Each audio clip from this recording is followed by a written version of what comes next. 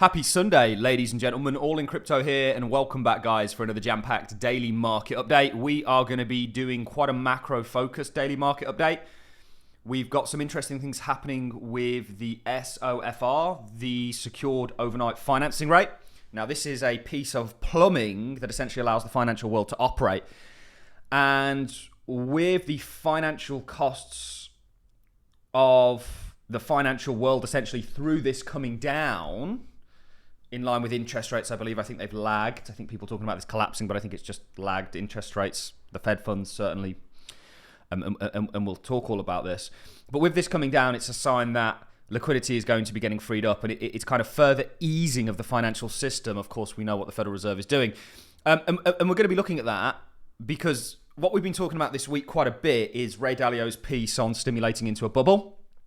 And all of this stuff that's happening in the kind of macro financial world, the macro market world, the macroeconomic world is relevant to us as crypto investors because we're a beta of the financial markets. And in Ray Dalio's piece, he talks about how they're stimulating, they're doing QE, they're talking about adding to their balance sheet, lowering interest rates, which has typically been a tool that they've used in a situation where they've needed to stimulate. March 2020 is a great example, 2008, or the 2000s. This time, in the whole piece title, Stimulating into a Bubble, they're stimulating into a robust economy, I believe, if you believe the data. And markets at all-time highs. And the outcome of that is that financial assets do well. Remember, crypto is a beta of that. The warning, perhaps, that Dalio gives, and it's an interesting one, is, this is typically what happens at a late stage of a kind of economy or nation or big debt cycle. He wrote a book on it that's well worth reading. And the reason for that is because where do you go from that? If this has been your tool that you've used to help get yourself out of any situation, 2008, March 2020, whatever it may be, what's the effect going to be, or what do you then pull out the bag when something does actually happen? But is this a preemptive measure, further warning of something happening down the road? So it's interesting what's taking place. We are going to be looking at this. Just to remind people very quickly before we get into it all, the last time the Fed was on this sort of a path where they had sort of paused interest rates and then dropped them again, Bitcoin literally went post-March 2020 from 4,000 to 68.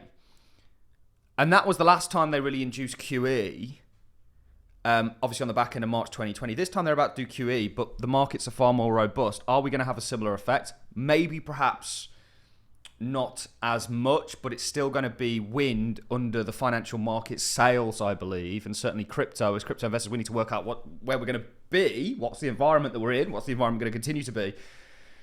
As crypto investors, this should ultimately benefit us. So we've got a lot to get into. Let's start off with this. This is all over X this morning. The Secured Overnight Financing Rate. It replaced the LIBOR, I believe, due to fears of manipulation. It was synthetically, essentially, there was fears that it was synthetically manipulated.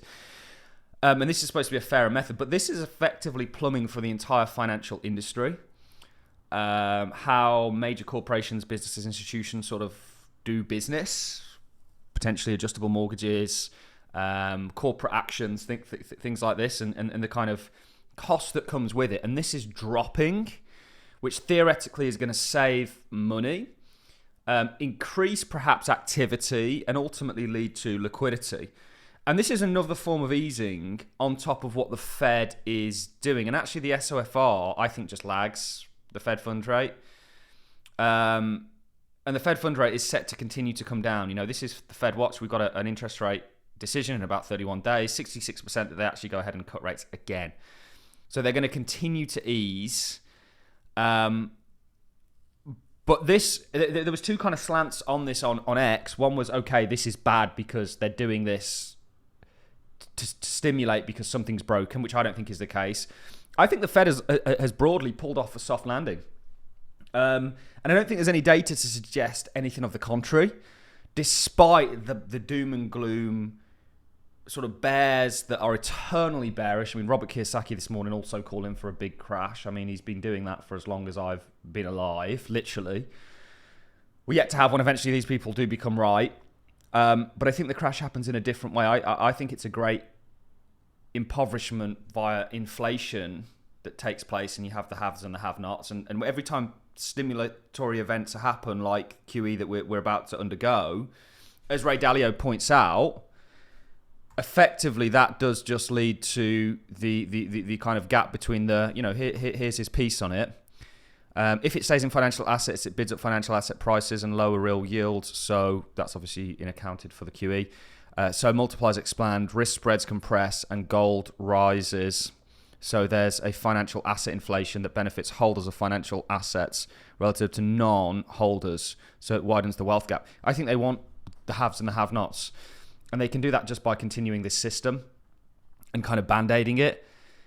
Not entirely sure where I was going with that, but the overall thing that I'm showing people here is that there's further kind of proof of liquidity via this coming into the markets and easing more broadly taking place. And this is all happening when markets are doing well. I think you're still going to get the effect that you've seen with previous QE, perhaps a little bit dampened because you're not sort of bottom of the barrel here, so that you can kind of excel going up.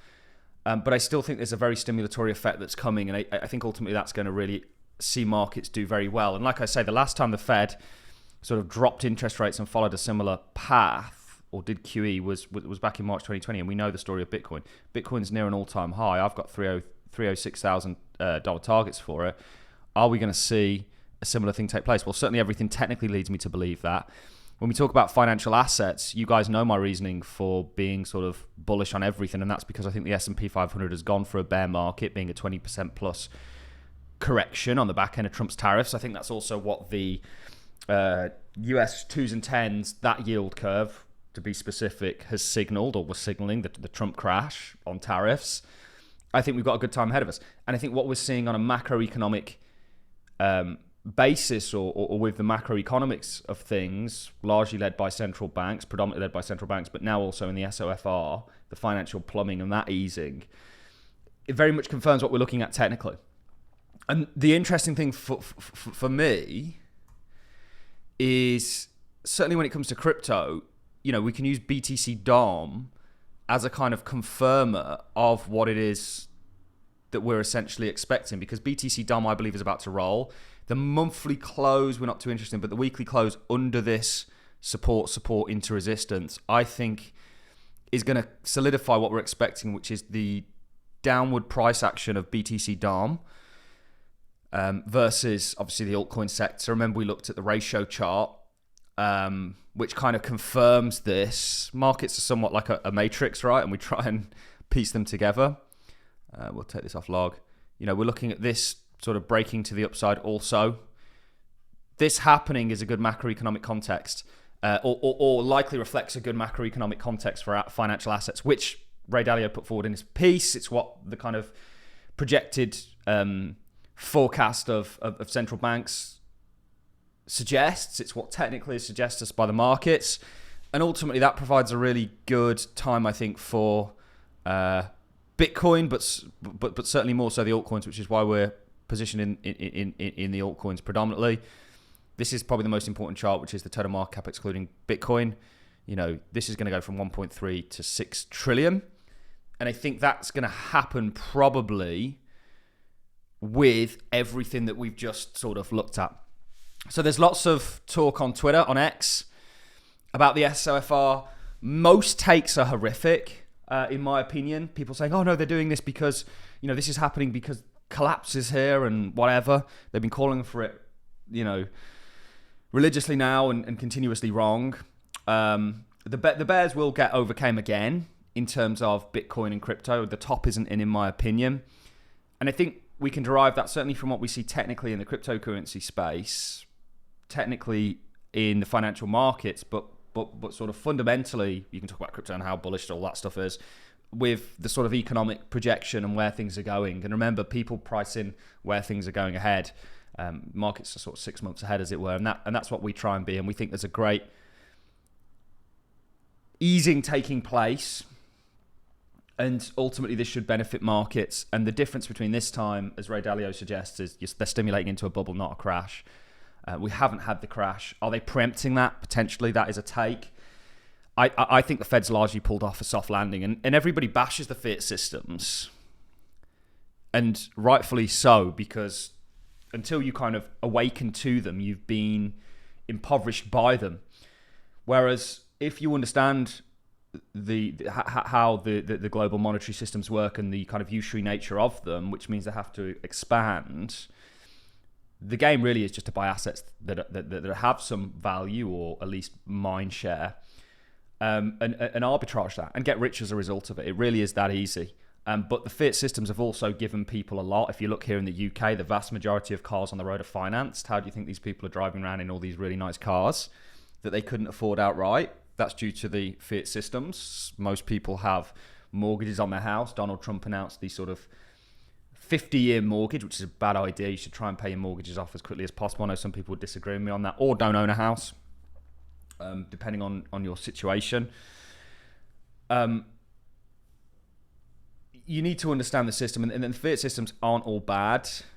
They've served a purpose, but they have ultimately been used for the impoverishment of the masses that don't understand them. You know, I think was it Henry Ford that said it's a good job his workers didn't understand the monetary system, otherwise there'd be a revolt by the morning or something. Back to what we're talking about. We're seeing further easing via the SOFR. Again, this is literally how it's a piece of financial plumbing. It's how they interact with one another. This aligns with the Fed and the path that they're on, of course. You know, Dalio's piece was a great one. Talks about the QE that's coming, how this should affect markets, how this time's different. And technically, you know, we've got all the merit that we need in the world. You know, when it walks, talks, and quacks like a duck, it's a duck. The week that we've got ahead of us is pretty lackluster. We've got UK GDP. That's expected to be 1.3, so an improvement there. UK employment data expected to drop, and nothing really too serious. I do think we do have a number of company earnings, but the major ones were last week. So we shall see. All of this stuff is very relevant because we need that macro backdrop to support the cryptocurrency space. I think we've got it, and I think we're uncovering it, and I think technically we're expecting it. That's really it from me, guys. Hang in there. I know it can be tough in crypto, but we've got you covered every single day with these daily market updates. I'm going to love and leave you. Have a fantastic Sunday, and I'll see you all in the next one.